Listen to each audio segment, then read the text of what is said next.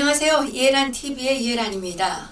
오늘은 2021년 2월 27일 토요일인데 하루만 지나면 3월입니다. 꽃피는 3월 앞두고 있습니다. 정말 문재인 폭정 속에서 고통당하고 있는 이 대한민국에 그래도 시간의 흐름에 따라서 봄이 찾아오고 있습니다. 그럼에도 불구하고 대한민국 국민들의 마음은 여전히 추운 겨울입니다. 대서안의 추위보다 더 추운 얼음장들이 대한민국 국민들의 이 마음속에 꽉 들어차서 채워지고 있습니다. 이런 가운데 전직 외교관들께서 시국선언을 발표하셨습니다. 이재춘 전 러시아 대사님, 그리고 조원일 전 주 베트남 대사님, 김석구 전 통일부 차관님을 비롯해서 여러 전직 외교관들께서 이 나라사랑 전직 외교관 시국선언문을 내셨습니다. 이 나라사랑 전직 외교관 모임에서는 여러 차례 시국선언을 통해서 문재인 정권의 외교 파탄의 경종을 울려왔습니다. 이번에도 역시 나라사랑 전직 외교관들께서 시국선언을 통해서 문재인 정권의 외교 파탄, 국가 파탄 행위에 대해서 신랄하게 비판을 해주셨습니다. 이 시국선언문을 제가 읽어드리도록 하겠습니다. 친애하는 국민 여러분, 문재인 정권이 출범한 이래 우리 전직 외교관 일동은 대북 정책을 포함한 외교 안보 정책에 관하여 여러 차례에 걸쳐 우려를 표명하면서 시정을 촉구한 바 있습니다.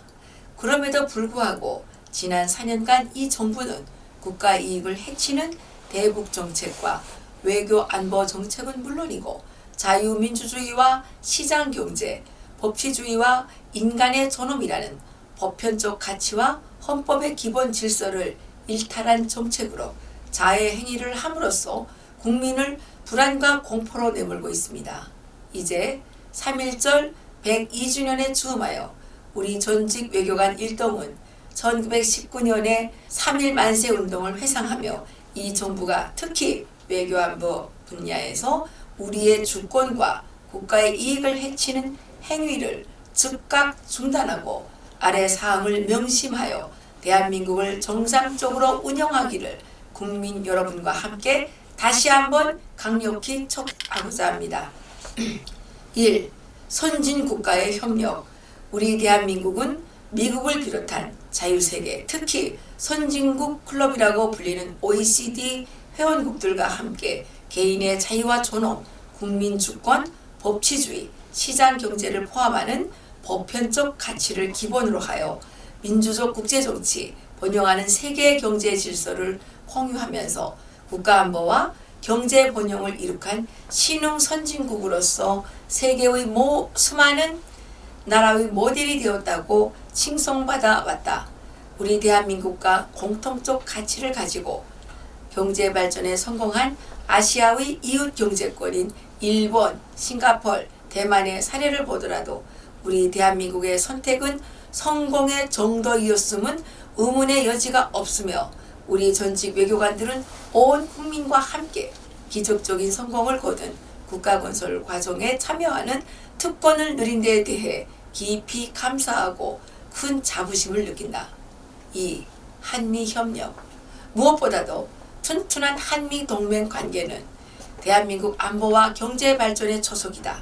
돌이켜보면 미국은 일본 제국주의를 제압하여 우리 민족의 해방을 가져왔으며 1948년 자유민주 대한민국의 건국이 가능하게 하였다. 나아가 6.25 공산 남침을 저지하도록 60여 개국이 대한민국을 지원하게 독려하고 대규모 자국군을 파견하여 5만 4천여 명의 전사자, 10만여 명의 부상자, 8천여 명의 행방불명자를 감수한 대한민국의 유일한 동맹국이다. 또 60년대 초까지 우리 정부 예산의 절반 가까이를 부담하며 우리 경제 발전을 지원하였고 한국 경제 성장의 초석이 될 수출 시장을 열어준 최고의 우호국이다. 이러한 미국 정부의 지원과 미국 국민들의 희생을 마음속에 간직하는 것은 비단 과거에 대한 감사에 그치지 않고 양국 간의 굳건한 협력의 토대가 되어 대한민국을 지속적인 발전과 밝은 미래로 인도해 줄 것이다. 그럼에도 불구하고 문재인 정부가 충분한 사전 준비도 없이 전시작전권을 조기에 회수함으로써 한미동맹을 파기하고 주한미군을 철수시키도록 책동한다면 이는 우리 국민에 대한 반역 행위가 아닐 수 없다. 이미 바웰 벨 전 유엔군 사령관은 북한이 핵무장한 상태에서 한국이 전작권 반환을 고집하는 것은 한반도 전쟁 재발을 자초하는 것이며 북한은 그들의 동맹국인 중공과 러시아의 자동적 지원을 받는 데 반해 대한민국은 동맹국을 모두 잃고서는 단독으로 세계의 핵 보유국을 대적할 수가 없으므로 결국 북한 핵에 굴복하고 멸망하여 북한에 종속될 것이라고 심각하게 경고하고 있다. 3. 한미일 삼각협력. 우리의 번영과 발전의 원동력이 되어준 국제적 요인은 굳건한 한미동맹과 한일 경제협력 그리고 긴밀한 한미일 삼각안보협력 체제임을 강조하지 않을 수 없다.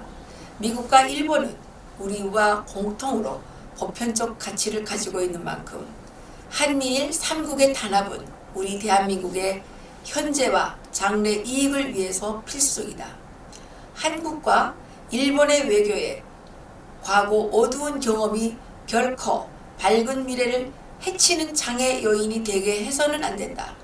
양국 국민 간의 감정적 응어리는 양국의 부단한 노력으로 극복되어야 하고 정치적으로 악용하기 위해 즉창과 운운하며 국민을 선동해서는 안 된다. 한국과 일본은 현대 문명의 보편적 가치일 뿐만 아니라 고대 역사도 공유하는 가장 가까운 이웃임을 명심하고 한일 양국의 걸린 우호관계를 해방하려는 제3국의 공작에 우리가 피해를 당하지 않도록 경계하여야 한다. 4. 중국과의 외교. 중국은 자국 내 인권 침해가 심하고 소수민족을 학살하는 등 아직까지도 인권을 보편적 가치로 인정하지 않으므로 반문명 수준에 머무르고 있다.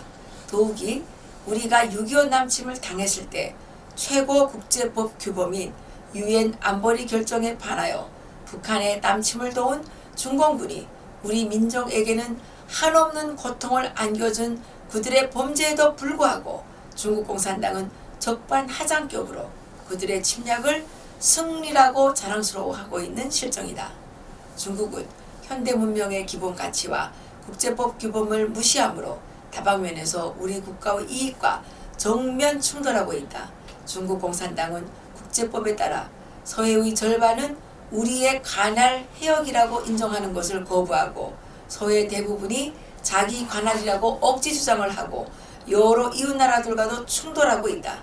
그들은 또 엄청난 수의 스파이들을 다수 국가에 파견해 선진 기술을 탈취하거나 부정선거에 개입하고 개도국을 약탈함으로써 국제 질서를 어지럽히고 있어 국제사회의 원성을 사는 실정이므로 우리도 중공의 야욕과 비행의 피해자가 되지 않도록 경계하여야 한다. 그럼에도 불구하고 문재인 정부는 출범 직후 중국에 대하여 1. 사드 추가 배치는 없다. 2. 미국의 미사일 방어 체제인 MD에 가입하지 않는다. 3. 한미일 군사협력을 지향한다는 내용의 소위 삼불 정책을 약속하는 등 중국 공산당 정권에 대하여 굴종적인 4대 입장을 보여왔다. 그리고 최근에는 문재인 대통령이 시진핑 총서기와의 통화에서 100주년을 맞이하는 중국 공산당 창당을 축하한다고 했다. 미국 상원의 밥 메넨데스 외교위원장은 이를 두고서 한국은 미국과 함께 피를 흘린 동맹국이 맞나? 한국은 얼마 전까지 자유민주주의와 시장경제 법치와 인권을 존중하는 국가였는데 지금은 공산주의를 추가하니 어찌된 일인가? 라고 개탄했다고 한다. 이러한 미국의 개탄과 관련해 우리 국민들은 과연 문재인이 대한민국의 대통령인가를 묻고 있다. 5. 북한과의 관계. 대한민국의 대북 정책에서는 북한 주민의 인권과 생활 요건 개선이 최우선되어야 한다. 김정은 정권은 북한 주민의 인권을 짓밟고 생존에 필요한 식량조차 제대로 공급하지 않고 국가 지원을 국제 평화를 파괴하는 불법적 핵 미사일 개발에 낭비하고 있어 유엔 총회는 김정은을 국제 형사 재판에 회부하도록 결의했다. 그러므로 김정은은 국제 안보와 평화를 위협해 유엔 안전보장 이사회의 강력한 제재를 받고 있는 불량 정권이다. 그럼에도 불구하고 문재인 정부는 우리 민족끼리라는 북한 정권의 허구적 위장 평화 전술을 받들며 남북연방제 개헌을 통해 우리 국민이 김씨 왕조에 복속되도록 유도하고 있다. 우리 민족끼리라는 슬로건은 김정은을 비호하고 탈북자의 인권을 탄압하는 수단으로 활용되어 미국 의회도 관심을 가지고 한국 정부의 탈북자 인권 탄압에 관한 청문회를 개최할 것으로 보인다. 문재인 정부는 미국과의 사전 협의 없이 우리 국방 태세를 허물도록 북한과 협의하고 북한의 요구에 따라 무리한 종전선언을 주장하며 휴전 당사자격인 유엔 참전국의 신뢰를 저버렸다. 또 한미동맹 간의 합동군사훈련을 거부해 유사시 전투능력에 심각한 저해가 불가피하게 되었으며 조건이 성숙되지 못한 상황에서 전작권 환수를 무리하게 추진하여 미국이 우리를 배관시하고 있다. 더욱이 문재인 정부는 유엔 안보리의 제재를 위반하여 원전 개발을 지원함으로써 북한의 핵 개발을 지원하고 북한 지원 물자 불법 환적과 자금 세탁을 도운 것이 드러난 반면 북한은 대한민국을 겨냥한 단거리 전술 핵 개발에 주력함으로써 무력 통일 전략에 매진하고 있다는 것이 지난 1월 북한노동당 대회를 통하여 명백하게 밝혀졌다. 친애하는 국민 여러분, 우리 전직 외교관 일동은 최근 전직 동료의 외교부 장관 취임을 일말의 불안감을 가지고 주시하고 있습니다. 정의용 외교부 장관은 3년 전 평양을 방문하여 김정은으로부터 한반도의 비핵화 약속을 받아냈다고 발표하고 나서 남북 간 그리고 미북 간 정상회담을 무리하게 추진하여 동맹국의 신뢰를 손상시킨 전력이 있기 때문입니다. 우리 전직 외교관들은 국민과 함께 신임 외교부 장관에게 국가에 봉사할 마지막 기회에 동맹국의 신뢰를 받을 수 있는 사람으로 거듭나기를 당부하고자 합니다. 문 정권의 외교 안보 담당 인사들 중에는 동맹국이 신뢰할 만한 인사가 눈에 띄지 않기 때문입니다. 나아가서 국제사회에서 우리 이미지를 추락시켜 고립되거나 안보와 경제가 위태로워지는 일이 없도록 외교부 직원들이 헌법을 수호하고 오직 국가 이익 신장을 위해 헌신하도록 독려해 주기를 당부합니다. 어떠한 경우에도 우리 외교부가 국민을 배반하여 김정은 불량 정권을 옹호하는 집단이 되는 일은 없어야 합니다. 친애하는 국민 여러분, 이제 우리 전직 외교관 일동은 동맹국의 신뢰 회복으로 대한민국의 안보와 경제가 위험해지는 일이 없도록 우리 국민 여러분과 함께 문재인 정부에게 아래사항을 강력히 촉구하고자 합니다. 북한 김정은 정권과 중국 공산당 정권에 대한 굴종적 태도를 버리고 전통적 동맹국가와의 신뢰 회복에 최우선 순위를 두어 한미일 삼각협력을 정상화시키고 한미 합동군사훈련을 즉시 재개해야 한다.